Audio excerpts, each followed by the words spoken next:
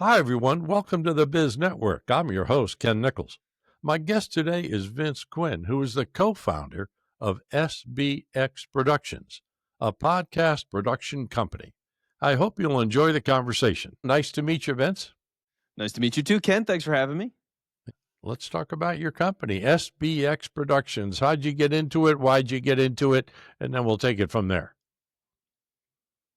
So I got into it because I was, in my previous life, I was a nationally syndicated radio host. I was doing sports radio for CBS Sports Radio, and then just Odyssey, it was the parent company. So working in New York, working in Philly, going back and forth, and it was crazy. I saw where the industry was going, which was a lot of layoffs just year after year. I had about 10 years in the business, and as that was happening, and I'm seeing a real decline in just the health of the industry and the stability of the industry. It got to a point where I'm looking around and going, okay, well, podcasting is really growing as an opportunity here. It's very similar to what I do compared to radio. And I think if I had to bet my future of corporate executives, being willing to keep me around on 2-year contracts, which is really all you get as a radio host, year to year. So it's either I'm going to bet my life on this and build a career here and hope that these people keep me around and the industry stays solid, which it's a mess, or I can find something else to do. And so I got to this point where I was connected to a podcast studio, and it was literally, the whole thing was built on a studio space. So they sell the service of being in the studio and recording the podcast for you. And that's how I made the leap.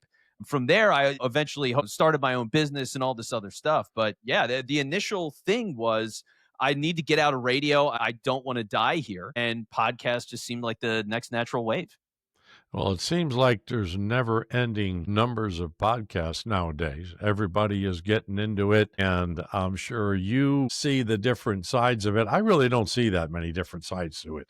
My background is business, and my background was radio news a long time ago.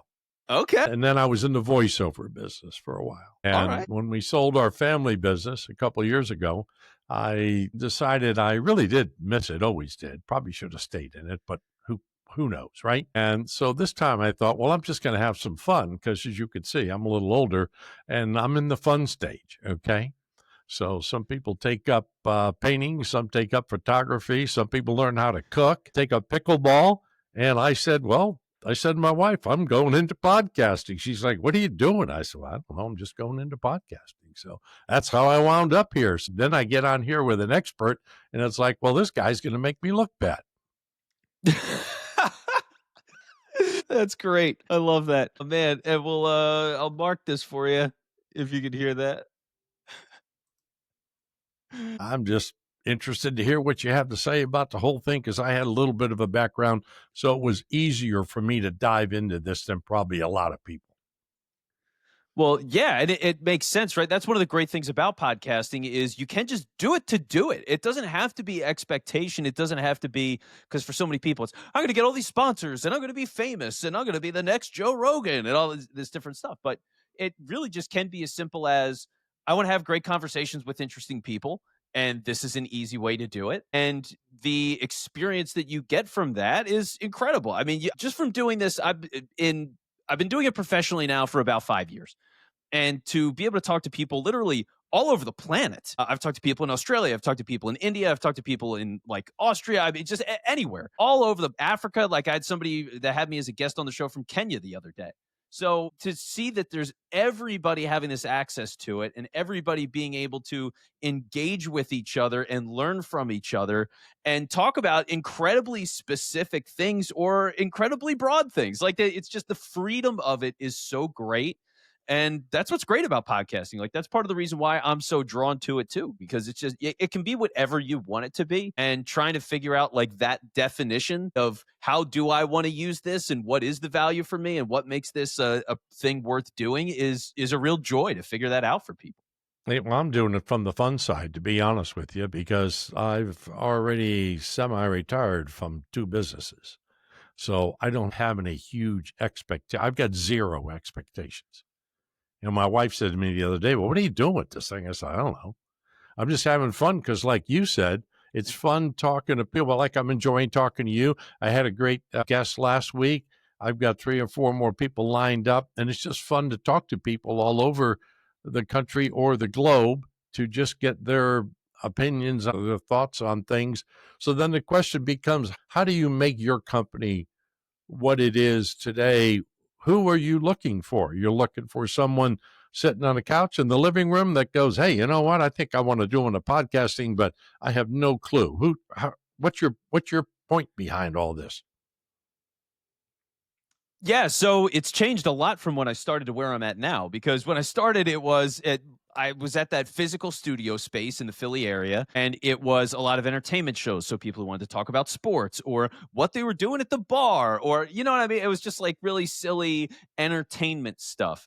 But there was nothing behind it. And so for all those kinds of people, they're putting in this work, they're paying a studio to try to build an entertainment vehicle with no sponsors from scratch. And it just doesn't work. It doesn't make any sense. And so these people would come on and start a show, and in 3 episodes, they were done. So it was a terrible business model. And I'm like, we can't even survive like this. As much as it was kind of fun, it was frustrating because you're always starting over and over and over, and you never see anything actually blossom into a show.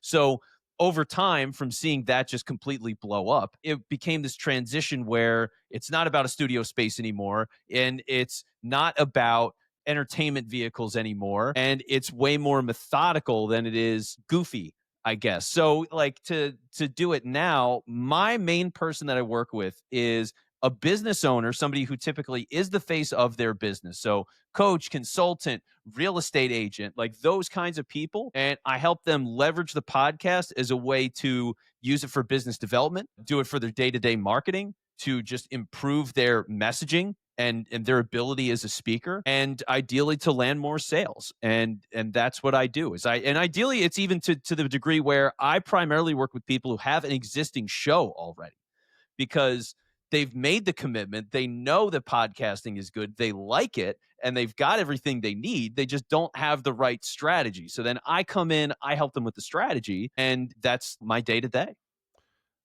I hear a lot of people getting into this that really don't have a purpose or a mission. To your point, there's some silliness to it. I see a lot of younger people getting into this, and being an older guy, I see people that go into this that profess to have all this experience in a lot of different areas. And I know how long it took me to learn what I've learned. And I have a really hard time with a really young face trying to give me a lot of thoughts about subjects they can in no way have experience with. That's totally fair. I mean, so here's a funny thing. I don't this goes mean back you. to my radio. Yeah, Well, I just mean in general, because you pull up podcasts and everybody looks like my grandson. yeah, and that's exactly it. It's funny because when I started my radio career, they told me I did my first show at 25, so I was incredibly young to be in a major market and doing a show. And I mentioned that I was 25 on the air, and they pulled me aside after, and they were like, "Listen, Vince, you can't say how old you are until you're 40."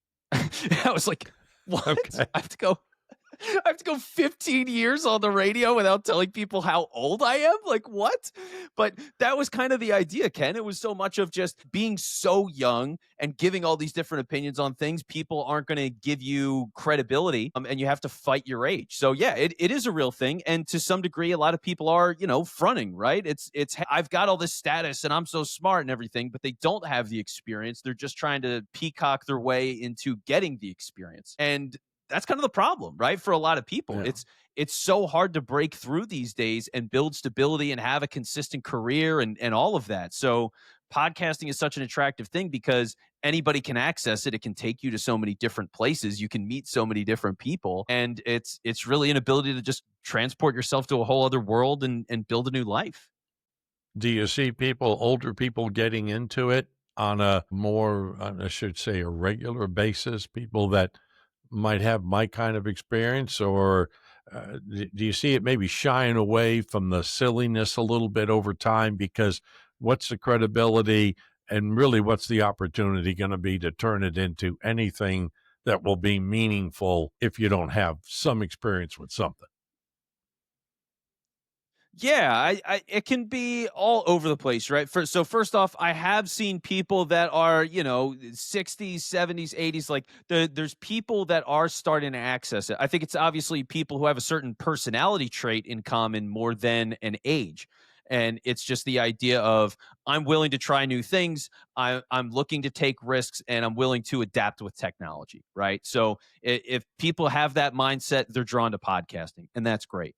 And then on the other side of it, it's funny because shows are getting sillier and more absurd on some level because you're competing and evolving from the shows before you. So you need to find these new angles and you need to push new boundaries. And podcasting is integrating with things like YouTube. So now there's a lot of shows that are video, and how do you incorporate that and push that? So yeah, it really just continues to evolve, which is such a fascinating thing because the industry is changing, what people's expectations are is changing, like the goals that they have, the way they value it, and what the business strategy is of, hey, I'm going to get sponsors and views and make money that way, versus a lot of what I do, which is, hey, this is marketing and we're going to translate it to sales. So it's getting more serious and more silly all at once. It's everything.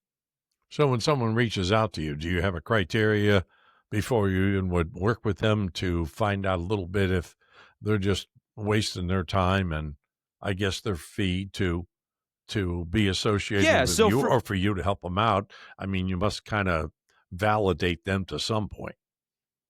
Yeah, ideally, I'm looking for a business owner who has a clear purpose of who they serve, right? And if they don't know who that is yet, then I can't help them because they don't know who they want to be and who they want to help. So to make content for those people and pay me to do it probably doesn't make a lot of sense. Like they should go and figure out what they want first, and then I can help them accelerate it because everything that I'm doing is all about very strategic relationships and positioning, and your day-to-day topic selection that highlights your services, in a sense, your expertise on the matter. So when you're trying to be so specific, then yeah, all the broad stuff is not what I do. So, yeah, I tend to screen on that level, and that's why I explicitly don't work with entertainment shows unless they have a business model behind it. Like if they have big funding and there's sponsors included, and you know what I mean, then like, okay, there's money here and that can work. But even then, I'm incredibly skeptical of working with those shows, and it's a high bar.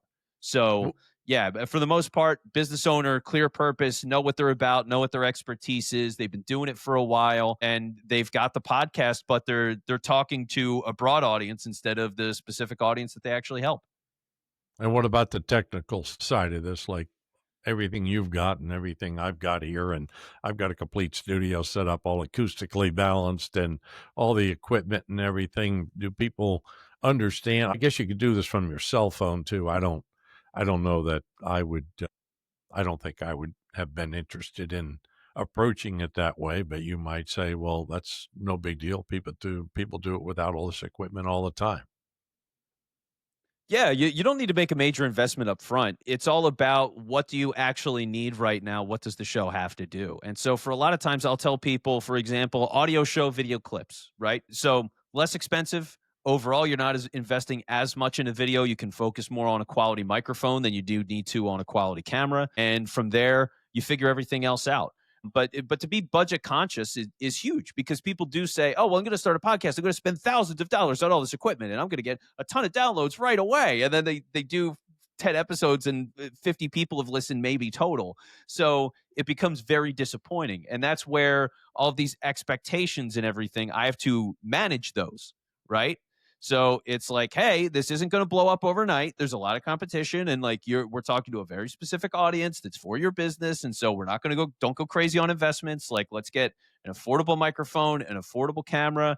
Let's just make small upgrades over time because you want to make sure that the product is actually doing what you need it to do. Like, is it helping you sell more? Is it building more relationships with the kinds of people that you want to talk to?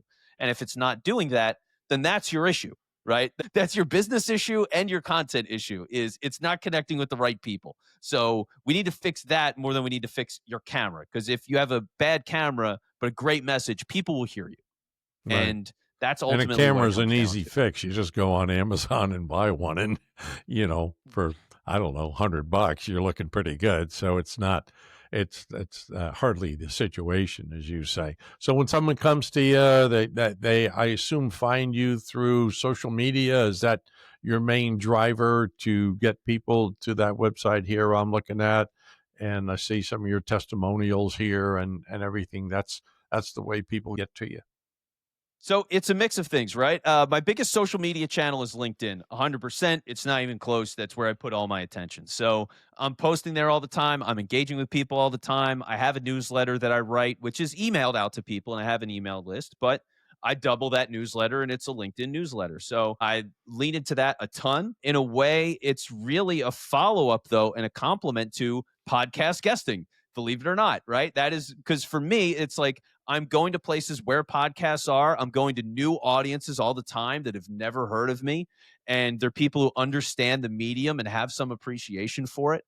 And so for me, a lot of times what I'm doing is I will meet with somebody. I have a great show. Either they're a guest on my show, I'm a guest on theirs. I connect with that person on LinkedIn. And then it's, hey, let's stay in touch. And for me, it's important to not be outright salesy, right? Because the whole thing is if I'm talking about what I do and people are interested in that, they will come to me. Like if Sure. I prove myself and I'm confident and they trust me, then I've done my job and it all takes care of itself. So when I'm connecting with people, it is legitimately like, we've had a great conversation. I think you're interesting. Would love to know what you're up to. Let's stay in touch. Like I'm very big on authentic relationships.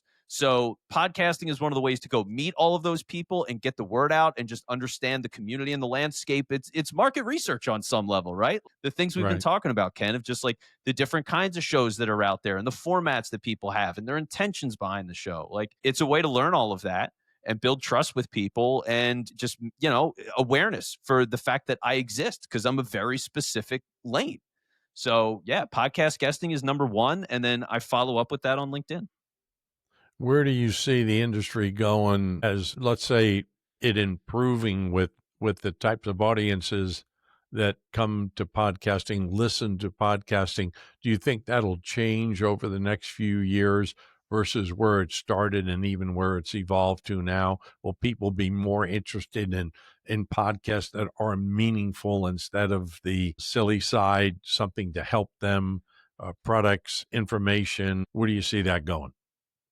Yeah, it's only going to go up, I think, because people are glued to their devices, and obviously, as you get younger generations that come up, and they're going to always want this information, right? There's always going to be a wave of 18 to 25-year-olds that are trying to figure out what to do with their lives on a personal level, and what the business landscape is, and things they can learn about the world. Like there's always going to be room for the kinds of information that just gets passed down over time. So I think with that, it's just more people that are adjusted to podcasting, grow up on screens, and this is the kind of content they want. So, yeah, I think it's the audience is going to grow in a sense of terms of more people overall are going to be doing it. It's also going to continue to segment because there are so many shows out there, but also so many outlets out there. People are still on Snapchat, which is not as trendy, but it's still a major social media platform. Meta, Instagram, TikTok, whatever the 50 things are that come next. Like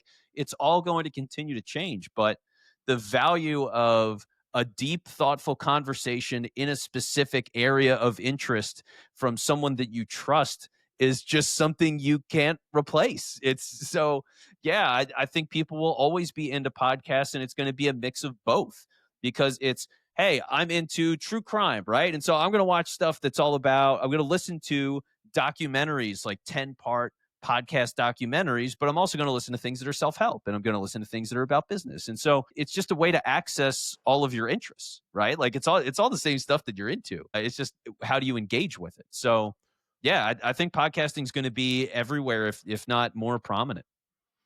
How do you reach the older audience? What do you think the key to that is? Because being an older person, I feel that there's a lot of value there because that segment, I hate to say it, we're kind of left out of some things and we're not going to do all the things that you mentioned. I don't do any of them. I mean, I Yeah. just don't know that at this time in my life, I can learn and interact with all of those platforms. I have a lot of experience in my businesses being on a computer all day long and emailing and doing some things. So I'm a little bit more in tune with it.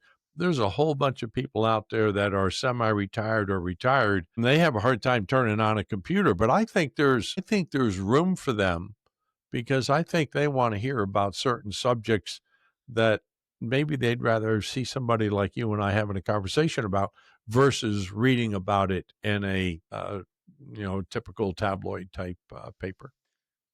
Yeah, it's a great point, and I think it's a major question: is how do you make it as easy as possible for people who are not technologically savvy to go and engage with a podcast? Because one of the biggest comments that I get is, especially from like baby boomers and older, is just really, is a podcast like a radio show on the internet, right? And it's like, yeah, it is, but to explain to them really the varieties of shows and how to access it, and even the idea of, like, let's say you have a QR code for your show, Right. and are people going to inherently know to scan the QR code? Are they going to have the Apple app if they have a Droid phone, because it's not worth it for them to pay for an iPhone? Like, do they Right. have Spotify or a podcast player? So Yeah. yeah, it's like, it's such a hard thing. And I think that's why you have to be almost incredibly specific and hands on with instructing people, like, hey, this is the thing. And can I see your phone? Let's install this app. And I don't know what the easiest way is to get people who are Yeah. technologically resistant to do that. But it's definitely a hole in the market for the people who want that information. Yeah. Well, there's a huge audience. I mean, everybody trying to do everything isn't between 18 to 25 or even 18 to 40. Just look at the statistics of the population that's over 65. You see it come across the web. And it's like, well, those are the people that, no, most of them have some resources. They definitely have the time, and they definitely have issues or subjects that they would like to have addressed that are way beyond this young audience, because those people haven't experienced it and they don't have the need for it. But part of it's the need. When you get to a certain age, then there's the need of a whole bunch of stuff that just didn't matter when you were under 45 or even 50 years old. But it matters a whole bunch now, trust me. Okay. And then you have to figure out, well, how do I get that information? And what's the most comfortable way for me to be able to visually look at it and be able to understand, maybe replay it a couple times, right? And so you watch it and you say, wait a minute, I missed something there. I'm going to go back and try to get some more details out of that. I just think there's a huge market out there for the older population. I'm not exactly sure what it may be, but I just think there is. Yeah, no, there definitely is. It's just, yeah, how do you get those people to literally be on the channels to engage with it? So are people going to be willing to go to YouTube easily? Like, I don't know. It makes a lot of sense. Right. It's really not that hard. And when you think No, about your typical cable box no, these days, no. like, you got to type stuff in and do all those controls anyway. So YouTube is relatively simple and user friendly. But to get people to say, all right, well, this is YouTube, and like, now you're going to Right. look for this channel, and now subscribe to the channel, and here's where your subscriptions are. Like, Yeah. yeah, you really have to educate people just on use. And I think that's the biggest barrier, is how many people are willing to learn it. And then how do you teach it? And then how do you get them to also subscribe to your show? You know what I mean? Like, Right. it's Right. it's No. a Yeah. Well, very that's the point. specific Yeah. and complicated. Yeah.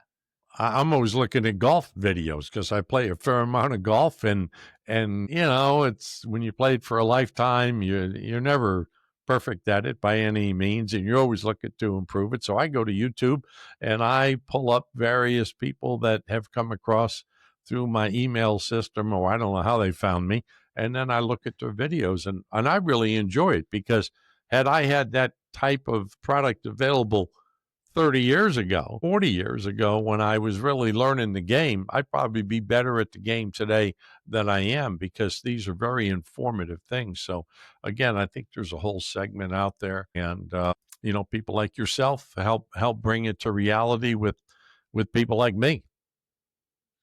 Yeah, that's the whole thing, is, it's so much education. And it's funny now, because it's very much what I do with these business owners, because a lot of times, like I said before, it's hey, I want to get all these downloads and I want to get sponsorship. And it's like, well, why do you want to do that? And they're just like, I don't know, isn't that what everybody does? And it's like, Right. no, actually, it's like not for you as a business owner. No, it should be a totally different route. But that's the tough thing is when their mentality is, I'm doing this to get the biggest audience possible and get sponsors.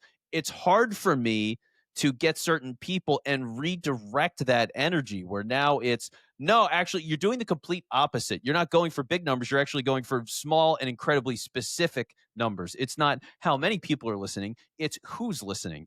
It's Right. being selective about guests and not having them on every single episode, but instead positioning yourself as a thought leader and the face of this business and talking about what you solve. So I'm inverting and fighting what is conventional wisdom, but conventional wisdom is wrong. And so if they're not willing to do that and go with me on that ride, then I'm not going to drag them kicking and screaming to do that. You know what I mean? So I'm forced to just say, okay, what is the pool of people that get it? Have either maybe they didn't see it my way before, but they've struggled going that other path and now they're willing to try something new.